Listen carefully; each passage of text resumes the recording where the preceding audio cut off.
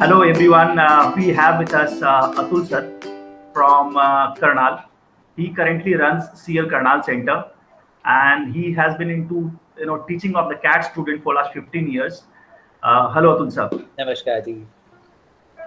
Sir एक important question है जो बच्चों के माइंड में भी है. लॉट जी of people have not got the chance to be the part of good coaching centre this year because of the covid reasons. Absolutely. CAT exams के हार्डली 20 डेज बचे हुए हैं. जी So, any specific guidelines you want to give to the student who is giving the CAT this year? foremost guideline in any case would be let the panic be out. Absolutely throw it out the window. One, two is बहुत सारा बच्चा जैसे जो अभी हमें approach भी कर रहा है, somebody who is not a student but in any case is getting to us through somebody else कि सर नए टॉपिक्स अब किए जाएं कि नहीं किए जाएं. This is what I am not good at, but मेरे स्कोर यहाँ पर बार बार नहीं आ पा रहा है. I am attempting a lot of mocks and what do I do. To which I say अब ये वो टॉपिक हैं जिनको आपको एब्सोल्युटली छोड़ देना चाहिए. Something that I've not been able to do for probably last 4 months, 5 months or maybe a year, उसको अगर मैं अब सोचता हूँ कि नेक्स्ट 1 वीक और 10 डेज में कर लूंगा इज अ ह्यूज फ्लॉ. वो नहीं करें. One. Two would be whatever you are good at, उसी को बाद आपने रिवाइज करना. So there are two different things. Understand what is your strength and understand what is your weakness. Work only on your strength now. You don't have a time to work on your weakness as of now. तो जो next days अब जो बचे हैं सिर्फ उस skill को होन करना है बच्चे ने जिसमें वो अच्छा है, और वहीं से उस चीज को टेकअप करके take a lot of mocks. हर रोज का एटलीस्ट एक मॉक दीजिए for whatever company going through. It could be CL, it could be anybody else. So जिस भी कंपनी का आप मॉक दे रहे हैं कम से कम एक मॉक 2 आवर्स वो मॉक लेगा. नए पैटर्न में 2 आवर्स का है. बट देन उस 2 घंटे के बाद जो आपके पास उस मॉक का एनालिसिस है, that is rather more important. Invest 3 to 4 hours on the analysis itself. Understand what did somebody else who got it right do जो मैंने नहीं किया. लेट्स से आपके पास कंपैरिजन पॉइंट अब अवेलेबल है. एक specific question, let's say verbal ability का question number 5 मैंने गलत किया. एंड इवन दो मैंने उसे गलत किया, आई टुक let's say 4 minutes into that specific question. जो भी एनालिसिस जिस भी कंपनी का होगा, क्योंकि ऑनलाइन हो रहा है तो टाइम कैप्चर करता है आपने कितना टाइम दिया उसको. And somebody who got it right, maybe the national topper, he or she might have taken up let's say 3 minutes or maybe even 6 minutes. अगर टाइम ज़्यादा लिया तो क्या वो टाइम ज़्यादा लेने से करेक्ट हो गया? क्या ऐसी स्किल थी?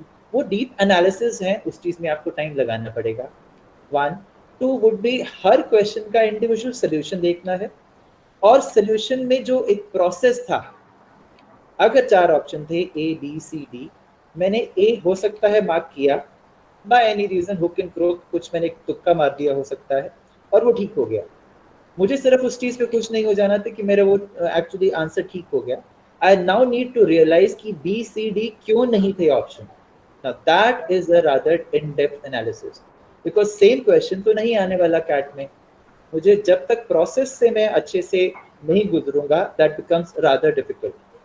Quant in any case I believe can always be कि हाँ वो फॉर्मूला ड्रिवन है, मैथ्स है, that can be solve and उसका आंसर हो सकता है 1 + 1 in any case will always be 2 universally. But English is open to interpretation. That is where in any case अब RC में कोई भी बच्चा जो जनरली हम सुनते हैं कि क्लोज ऑप्शंस है. We always say to the student, being a verbal and RC faculty, always tell it to the students, there's nothing called a close option. कुछ भी नहीं है यार. अगर 4 ऑप्शन है तो उसमें से एक ही तो ठीक है. तो how can I now call कि बाकी 3 भी क्लोज थे? तो वो स्किल्स को अपनी होन करना पड़ेगा. Understand the fundamentals, understand the basics, उनको स्ट्रॉन्ग रखिए, keep practising and keep analyzing key what is going right and what is going wrong. That's the first tip in any case I would want to give. Okay sir, अभी specifically बच्चों के मन में question होता है कि हम कितने घंटे अभी कैट की प्रिपरेशन करें, because it's now hardly 3 weeks left. On a daily basis एक स्टूडेंट को, एक एवरेज स्टूडेंट को कितने घंटे स्पेंड करने चाहिए regarding the CAT exams? Looking at कि हाँ फेस्टिव सीजन भी है तो और बड़ी मुश्किल से कोरोना से लोग बाहर निकलने शुरू हुए हैं. सो अब बहुत सारा बच्चा तो है कि अब जो हो गया हो गया, let me go out in the market and probably make fun. Okay, but even in that case, at least 7 to 8 hours, at least. And better still, सोना छोड़ दीजिए, ज़्यादा अच्छा है मैं तो कहता हूँ. So whatever time you can give is not sufficient. जितना भी आप दे देंगे वो भी कम है. Everything actually depends on the skills. Fret in any case नहीं करना है, panic in any case नहीं करना है. That is something you need to look at. कोई भी एक guideline टाइम के रिगार्ड्स में एक्चुअली नहीं हो सकती कि इतना ही टाइम देना चाहिए. But on an average at least 6 to 7 hours और 8 hours is a good time. And all three things now, ऐसा ना हो कि मैं एक दिन में सिर्फ एक चीज कर रहा हूँ. All three things should be taken care of. Section tests, mock tests, all those things should be taken care. Okay okay sir, primarily उन बच्चों के लिए मैं क्वेश्चन पूछना चाहता हूँ जो नॉर्मली मैथ्स में अच्छे नहीं होते हैं, जिनकी इंग्लिश भी अच्छी नहीं होती है. प्राइमरली ये कॉमर्स स्टूडेंट का ज़्यादा क्वेश्चन सिनेरियो रहता है that they are somehow comfortable in their commerce paper but they are not so comfortable in maths or English or DI. वो तीनों पेपर उनके लिए बस एक टफ सेगमेंट टाइप का, साइकोलॉजिकल एक बैरियर आ जाता है. What should that kind of student do at this point of time? Should they fight with the CAT exams? How should they feel? I mean, जिनकी preparation अभी तक ठीक नहीं है, कोई क्लियर शेप उनके पास नहीं है अभी तक कि मैं किस में अच्छा हूँ, किस में खराब हूँ, जो ये चीज पता नहीं कर पाया है, वो क्या करें अभी? देखिए, when you take up the mock जो अभी शायद रिलीज किया था और अब दोबारा हटा भी दिया है कैट ने, या आप कोई भी मॉक दे रहे होंगे, एक चीज बच्चा शायद नहीं देखता है. On the top right corner there's a link called question paper. बच्चा जब उस पर क्लिक करता है तो वो स्पेसिफिक सेक्शन पूरे का पूरा ओपन होकर सामने आ जाता है. तो instead of looking at the paper one question at a time, मेरे पास पूरे का पूरा सेक्शन अब अवेलेबल है. इफ आई फील कि शायद मैं बहुत ज्यादा स्कोर उस सेक्शन में नहीं कर सकता, now I need to look at कि मैं ऑप्टिमाइज कैसे करूं. Out of the given 40 minutes, invest 5 to 6 minutes only on the selection process. पूरे आपके पास जो भी क्वेश्चंस वहां पे अवेलेबल हैं उनमें से सिलेक्ट कीजिए 5 से 6 मिनट लगा के कि मुझे ये क्वेश्चंस करने हैं और ये नहीं करने हैं, because it is available at one go. Now once you have selected, then move ahead, then go ahead and attempt. इस केस में जो स्पेसिफिक केस आप बात कर रहे हैं कि बच्चा एवरेज है, इन दैट केस उसे नंबर ऑफ अटेम्प्ट्स की बजाय एक्यूरेसी रेशियो पर ज्यादा ध्यान देना चाहिए. तो इंस्टेड कि मैं ये देखूं कि नहीं मुझे 4 मिनट के अंदर, 2 मिनट के अंदर, 5 मिनट के अंदर एक क्वेश्चन सॉल्व करना ही है, no, I should not bind myself within that time limit. Instead, even if it takes 6 to 7 minutes, I should ensure that the question is correct. I'm answering it correctly. Instead of a -1, I'm getting a +3. That is how he or she should actually do that. So take a care कि आपके पास जो top right corner पे question paper का tab available है, click on it so that it is there in one go. So a lot of students don't do that. Wonderful. Sir, एक और suggestion है जो काफी सारे बच्चे पूछते हैं जिनकी कैट की तैयारी पूरे साल भर में भी अच्छी नहीं हो पाती है. वो ये बोलते हैं कि सर कैट एग्जाम्स में अगर हम पूरा पेपर ब्लैंक छोड़ दें तो भी शायद परसेंटाइल कुछ 30 to 40 के आसपास आ जाती है. Will that be a right approach for some students? But then what do I do with that 30 or 40 percentile? That's a huge problem. So truth है वो कि हाँ कुछ मैं नहीं अगर करके आ रहा हूँ तो भी there would be around 25 to 30% people जिनका स्कोर नेगेटिव में आ रहा है. So मॉकिंगली और मजाक के तौर पे जो हम बच्चों को कहते हैं कि आप जाके सो जाओ तो भी आपका 0 तो पक्का ही है, तो भी आपका 25% 30% स्कोर आ जाएगा. That's a fact. Because see CAT as an exam की एक जो इमेज है इज कि it's a tough exam. As let's say मैं एक बिल्कुल फ्रेश ग्रेजुएट हूँ, आई am let's say in first year और second year, and I intend to take CAT this year or next year or the year next to that.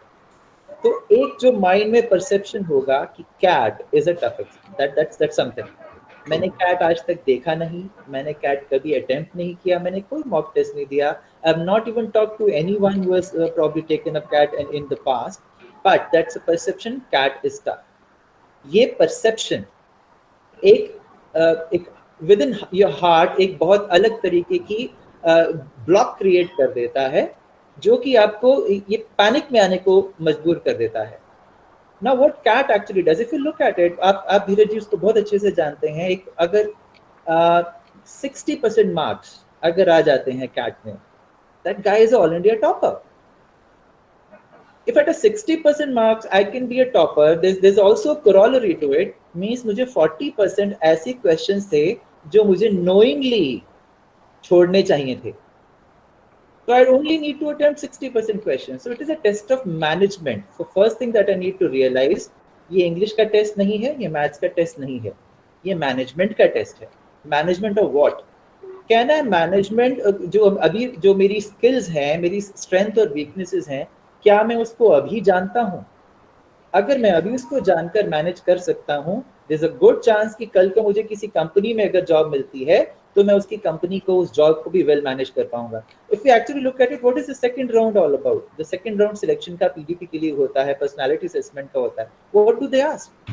They ask what are your strengths, right? They only interested on कि आपकी strengths क्या है. Actually अब written test भी तो यही पूछ रहा है कि आपको पता है आपकी स्ट्रेंथ क्या है. वही चीज अगर आप जान लें, इट इज डन. तो उस चीज में नहीं फंसना चाहिए कि मुझे क्या आता है क्या नहीं आता है. एसेंशियली कैट का syllabus is class 7, 8, 9, 10 maths, that's it, there is nothing else. तो पैनिक होके अगर मैं उसमें जाऊंगा तो मुश्किल होगी, और अगर मैं थोड़ा सा इजी माइंड से जाऊंगा, I can still find out of what ever number, चाहे वो 2 घंटे में पेपर हो रहा है इस साल या अगले साल भी एक्सपेक्ट की दोबारा वापस नॉर्मल पैटर्न पे 3 आवर्स में आ जाएगा. जिस भी पैटर्न में एग्जाम्स हो, सिलेबस सिमिलर रहने वाला है. क्वेश्चन पेपर का टैब हमेशा रहेगा ही रहेगा वहां पे. Entire question paper is available with me. Let me invest 5 minutes and find out the actual questions. मैंने अगर let's say 34 questions, अगर मैं पुराने पैटर्न के हिसाब से बात करता हूँ, 34 questions थे, उसमें से मैंने अगर for example 10 questions identify करके ठीक कर दिए हैं, how many marks do I get? 30. Let's say 30 marks I have gotten in maths, quant. Let's say वही 10 questions मैंने verbal में किए और वही 10 questions मैंने LRDI में किए. How many marks did I get? 90. 90 is in any case at least मुझे 85-90 परसेंटाइल बड़े आराम से मिल जाएगा. तो मुझे ये 25-30 परसेंटाइल क्यों सोचना है कि मैं जीरो ले आऊंगा तो 25 परसेंटाइल आ जाएगा, क्यों सोचूं? मैं 2 क्वेश्चन भी 3 क्वेश्चन भी अगर कराया तो 3 क्वेश्चन पे मेरा कितना स्कोर बन जाएगा? एटलीस्ट 9 तो मेरा तब भी बन जाएगा, तो भी मैं एटलीस्ट 40 परसेंटाइल तक पहुंच जाऊंगा. तो दैट प्रोसेस कि मैं कुछ ना करूं इज एक्चुअली इनकरेक्ट. नहीं करना चाहिए. True but not correct. Okay. Okay, sir. Now, just wanted to know, there are a lot of people who appears for the CAT exams and end up scoring a little lesser percentile, 15, 20 इसके आसपास की percentile होती है, and they finally decide to drop the CAT one more year and to reappear for the exams. आप पिछले 15 सालों से CAT पढ़ा रहे हैं, CAT के काफी सारे बच्चों को आपने तैयार करवाया अपने अंदर में. मैं जानना चाहता हूँ कि उसकी क्या प्रोबेबिलिटी होती है. एक बच्चा जो 15 या 20 परसेंटाइल इस साल लेके खड़ा है, क्या वो बच्चा अगले साल किसी मतलब 80s और 90 परसेंटाइल वाला बच्चा बनता है, या नॉर्मली ये मूवमेंट उसी के आसपास में होता है? I mean any numbers which you can say, any case study which you have? See, express statement देना कि ये यस हो जाएगा इज नॉट करेक्ट, और ये भी कह देना कि नहीं हो सकता, वो भी ठीक नहीं होगा. There are always exceptional cases, but on a general note, ज्यादातर केसेस में अगर बात की जाए, somebody who is getting a 15 percentile or 20 percentile now, very very less probability कि वो suddenly एक साल में 80 percentile, 85-90 percentile पे पहुंच जाएगा. very less probability. the person might be able to scale up to let's say 15 से वो हो सकता है 30-40 तक पहुंच जाए, that is a probability, उसकी high probability है. but 80-90 तक पहुंच जाने की probabilities काफी कम है. So generally, on a very personal note, I do not suggest a student who is getting 15 to 20 percentile, उसको मैं drop नहीं suggest करता. I generally say कि look at a college that is probably जो आपकी reach में हो with all the criteria of selection that you are probably chosen. वो हो सकता है location हो सकता है fees हो सकता है various different criteria of selection हो सकते हैं. Go ahead and do that. But in that case, the student needs to ensure कि जो 2 साल की वो प्रोसेस मैनेजमेंट में बिता रहा है, वहाँ पर कोई भी लेथार्जी चीज़ वो ना करे, कुछ भी वहाँ पर सुस्ती नहीं होनी चाहिए, वहाँ पर कोई भी ऐसी स्किल ना हो जो वो ना गेन करे. In fact, networking is one skill that he or she now needs to go through. वो जो स्पोकन पार्ट है वो उसके ऊपर बहुत अच्छे से ध्यान दे, पर्सनालिटी एनहांसमेंट जो है उस चीज़ तरफ बहुत ध्यान देना चाहिए। इवेंचुअली कंपनी क्या देखेगी, किसी भी कंपनी को मेरी डीएमसी से कोई मतलब नहीं, it is as simple as that. वो जब एक एचआर का बंदा या जो भी आपका इंटरव्यू ले रहा है, he or she is now looking at कि what are the skills you got as a person। वो एक बेसिक थ्रेशोल्ड तो आप ऑलरेडी पार कर चुके हैं, you already completed your schooling, you already completed your graduation, you already completed your MBA for whatever college. Now you are sitting for the interview of a company. अब आपको skills showcase करनी है, तो वो 2 साल का जो टाइम होगा when you are spending that in whatever college, आपको इंश्योर ये करना होगा that you are gaining maximum skills and not just दो स्किल्स जो कि कॉलेज दे रहा है, some additional skills as well.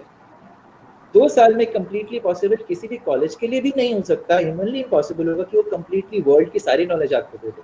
But एक स्पेसिफिक क्यूरिकुला है जो उन्होंने बनाया हुआ है, वो उसको पढ़ाएंगे, उसको सिखाएंगे, बहुत अच्छे से करेंगे। दैट इज हर कॉलेज वो करता है, उसमें कोई दो राय वाली बात नहीं है। But then as a candidate I also need to ensure कि मुझे पता हो what is the requirement in the market, am I ready for all those different things?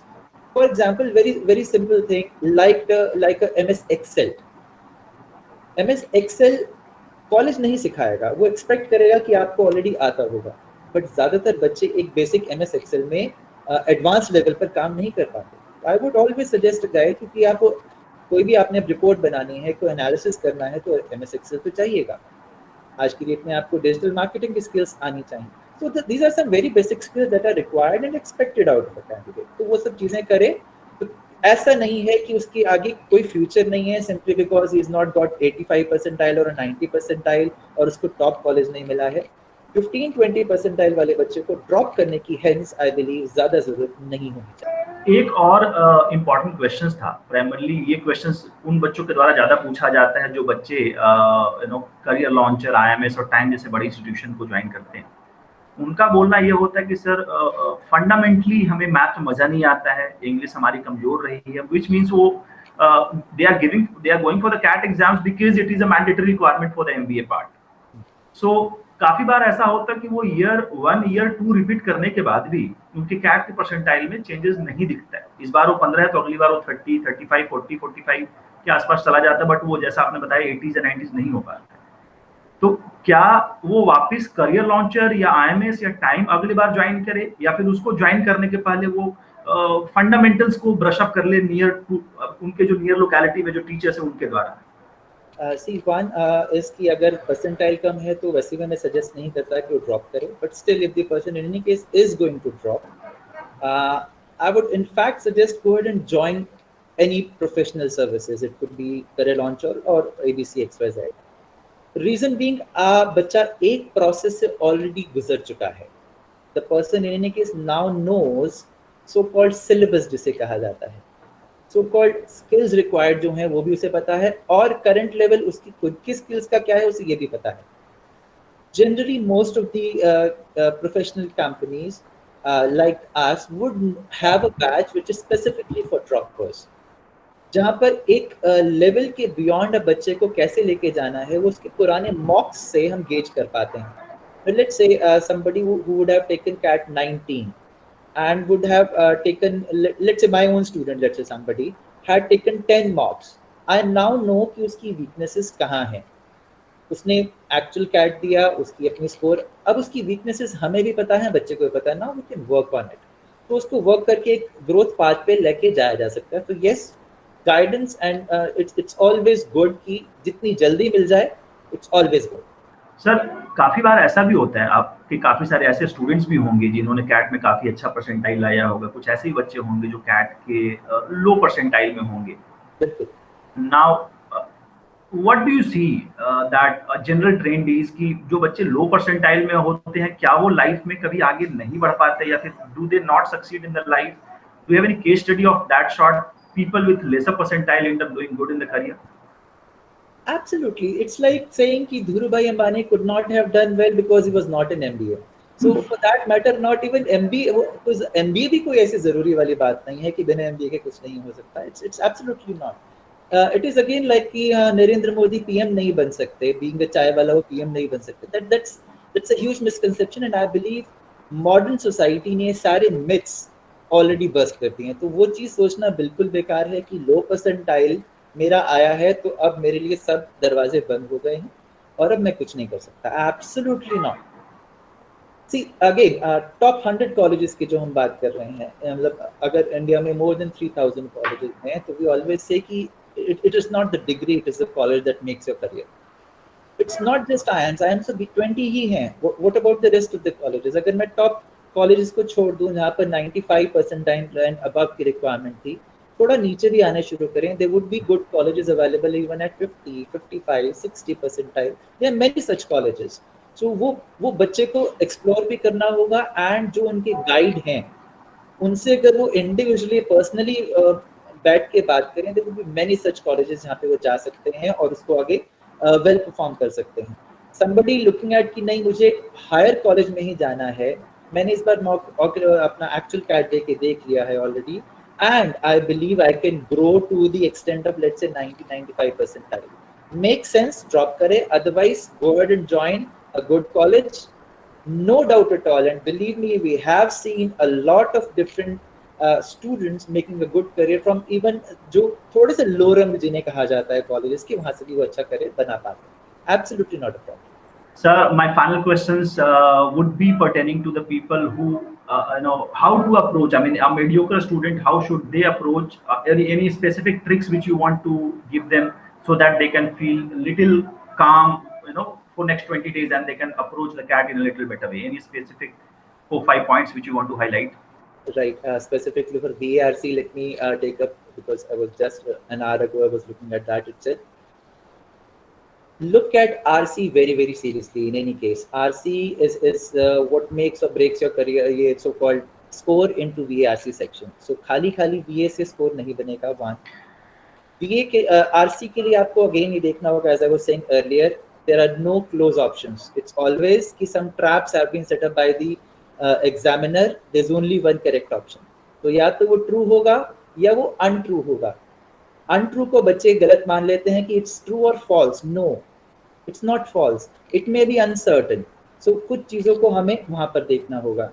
Then if I'm looking at a para-jumbles kind of a section, I need to realize कि हाँ वो उसमें chronology कैसे setup करनी है, is it a hierarchy, तो पहला क्या आ सकता है, दूसरा क्या आ सकता है। तो रिजेक्शन मेथड पे जाऊँ मैं उस चीज़ में, no this is not the opening sentence, this is not the second sentence and so on so forth, how it make sense. I need to realise कि वो आर्टिकल में अगर उसमें कुछ बात कर रहा है, नाउन में बात कर रहा है, प्रोनाउन में बात कर रहा है, ही आ रहा है, शी आ रहा है, तो who is that he, who is that she, that there needs to be some reference to that. English आपको उस तरीके से वर्कआउट हो सकती है। And why I am saying more about English in any cases कि वो ट्रिकी सिचुएशन वहीं पे है। मैथ्स और एलआरडीआई में उतनी ट्रिकी सिचुएशन इंग्लिश जितनी नहीं होती। It's always, you can always realize maths में क्वांट में कौन सा क्वेश्चन करना चाहिए, कौन सा क्वेश्चन नहीं करना चाहिए। LRDI in any case, be very sure about the set that you are picking up.